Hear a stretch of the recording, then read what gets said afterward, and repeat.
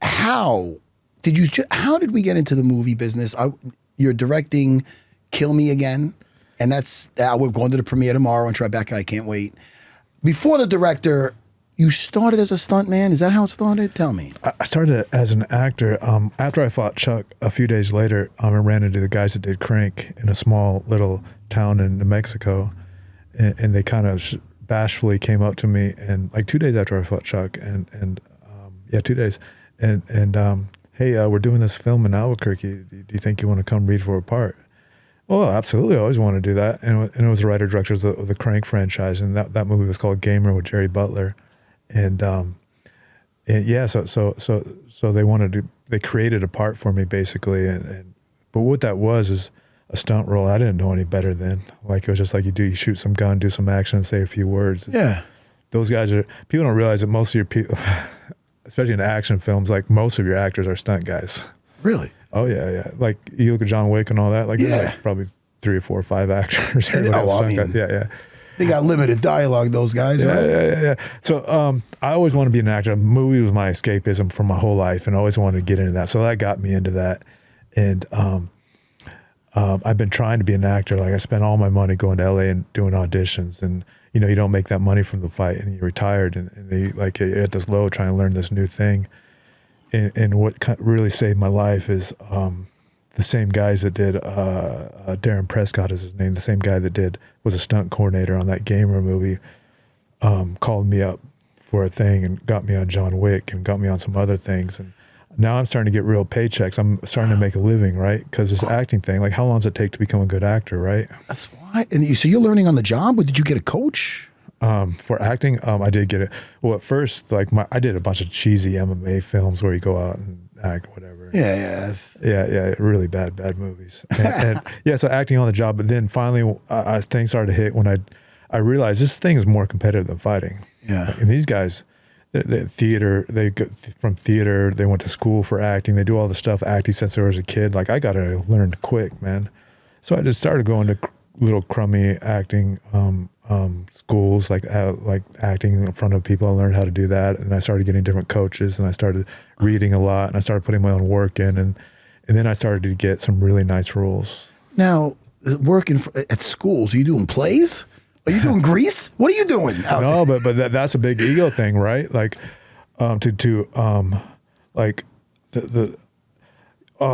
you go into an acting little group, and I had Keith Jardine, like he's a horrible actor, and like just the ego of like being able to suck in front of a bunch of people and be vulnerable in a bunch of people, like I had to swallow that and go do that, and it was the best thing I ever did, and I encourage everybody to do it. Like MMA guys, you can't just walk over to acting, because if you're a UFC star or whatever, they're gonna forget about your UFC real quick, and if you can't carry the role, then you're no good to anybody, right? They think maybe they just want to be in like I'm not shitting on Randy Couture, but like they want an action type thing. They think they look the part, maybe they could just do it. Yeah, and it's not going to last forever. I'm sure Randy did. I'm positive Randy has coaches and all that. I haven't even talked to him about it, but yeah, you got to do the work. Like any art, man, you got to do the work. And I did the work, and then now I'm getting the same role over and over and over again, which is fine. Like typecast, I'm getting cast, so that's great. But I seen you in, is it Godless? Godless. Oh, that was a great one for me. That was great. How dare you take out that kid didn't get to show his shit. That kid just Whitey. And you know what? I'm like, all right, now he's gonna. And all of a sudden, Keith Jardine throws a tomahawk at him or something. I mean, right? Well, fucking. I got so much hate for that. It's you awesome. had to. Yeah. I got pissed and happy at this. I go, it's my boy, it's Keith. That's all right.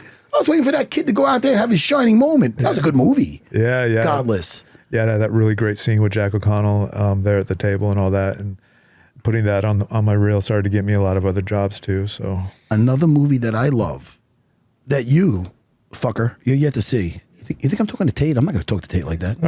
I'm talking to you. Tate was about to get. I'm talking to you, Christian. Shot Caller. Yes, I get a lot of love for Shot Caller, man. Yeah. That's a great movie. You're great in that because. You first of all, great acting, but you look like the savage part, and then you're yourself almost soft spoken, but you were great in it, bro. Great, thanks, fantastic.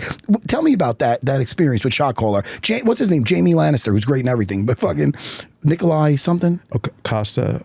Nikolai Costa, whatever. the great Game of Thrones guy. He was a great guy. Yeah. But that movie, you play a convict. But tell me about that experience. That was Ripper, man. That was great. Ripper. Yeah.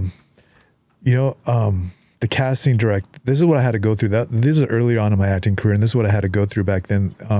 The casting directors cast me a lot, and she really liked me and supported me. And she told me what happened behind the scenes. Like the director saw my tape. Yeah, it's a good tape, but this is a real part. We need a real actor for this, because he knew me as a fighter. Yeah. And so like she had to really go to bat for me, and I sent her a lot of tapes, reels from other movies I did and all that. And then okay, so he's a real actor, so we'll give him this part. And so but Ripper, I get a lot of people coming to, hey, when we doing a spinoff with Ripper and all that. That's when I was really excited for you. I seen you in Godless, and there you are. But I don't think you had any speaking parts. I apologize. I have a great spot. I have a great spot on that. In Godless? Fucking bad, bro. I'm remembering the tomahawk at the end. It's okay. Yeah, Tell me. On episode 6, it's that's what there's a series. Yeah. So that's why.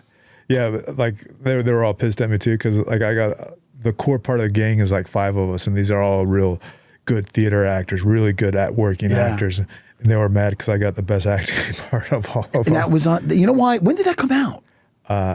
15, I think. All right, because I seen it a while ago, but I remember it standing out. And I remember that one scene with you standing out, which is why everybody's hating you after that. Everybody loved that kid. Yeah, that kid was like that was a good series though. I enjoy good westerns like that. You ever meet John Bernthal? John Bernthal? Yeah. No, he was fantastic in Shot Caller. And he's the Punisher, who I love. That was great. I met him. I don't know why, because of New York, whatever. I just figured everybody in New York knows each other. Yeah, you know what? My buddy Phoenix Carnivale, she knows him well, and she's like, "Oh, you should have him on." Oh, she's coming to the premiere. Oh, that's great. I love Phoenix. I can't wait to meet her. I've only met her on Instagram. Sweetheart of a girl. She co-hosts here sometimes. Yeah, I saw that. Yeah, and Unfiltered also. Yeah. But Shot Caller. But that's how I met John, and I developed a friendship there too. So that's the best thing that happened with Shot Caller. Wonderful, wonderful, wonderful human. Oh, he's a great guy. That makes me feel good. I love it when I hear actors are great guys, right? I seen him. You don't mind it.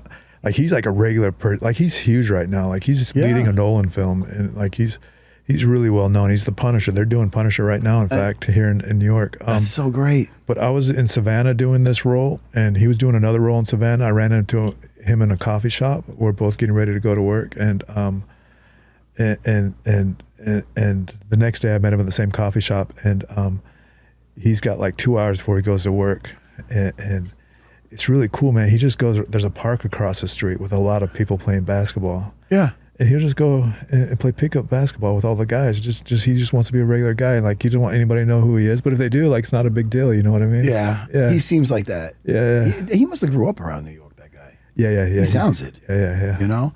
He has a great story. He got in trouble in New York a bunch of times. That's how he got into acting. And the judge gave him an he'll tell us the story better. The judge gave him an option whether to go into acting or go into this class or whatever, or go to. Or get punished. That's interesting. Yeah. You know what? In Hollywood now, we got some real tough guys. Him, Frank Grillo is a buddy of mine. Yeah. You know Frank Grillo? Yeah. Yeah, that's great. Yeah. When did you so the acting's going swimmingly, and you're still doing the acting? Absolutely. I got some great parts coming up. Over Your Dead Body's coming up at the end of this year, maybe early next year. It's, I'm a lead in that with Jason Segel, Juliette Lewis, Samara Weaving, Timothy Oliphant. Oh shit! When is that coming out? End of the year, maybe early next year. It just got completed last month. It's a movie? Yeah, it's a great movie. I shot it in Finland for 2 months. It was one of the greatest experiences of my life. What's the name of it?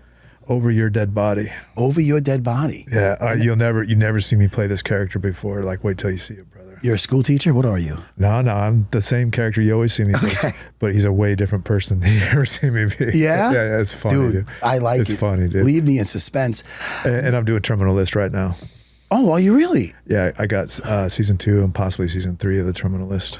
Dude, you're so busy, and this is so great. Yeah, right. In this war, sorry, I keep cutting you off. No, go. But you're talking about being busy and just so humbled because with movies are contracting right now, and people are having a hard time getting jobs, and people are having to switch their jobs, like behind the camera people and all that. And, yeah.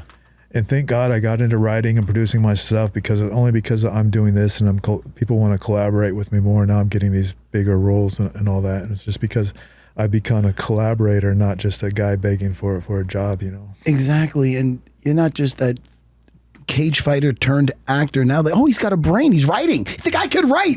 Fucking dude, because your look, Keith, you're unassuming, man. Because you look like Ripper. I mean, you understand? You take the shirt off, you might have tattoos everywhere.